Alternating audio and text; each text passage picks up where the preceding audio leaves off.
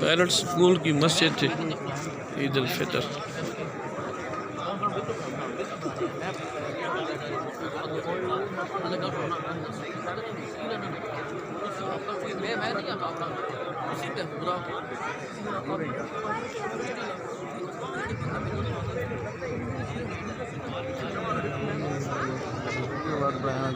ओ जी ताहिर साहब ईद मुबारक सर, ईद मुबारक, ईद मुबारक। क्या हाल है जनाब? आए याद आता दिया तक जी ताहिर भाई, आज बड़े अरसे बाद मिले जनाब। क्या हाल है जी?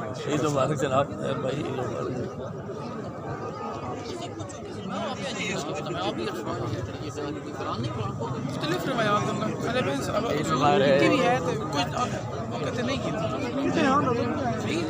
हम लेट पहुंचे।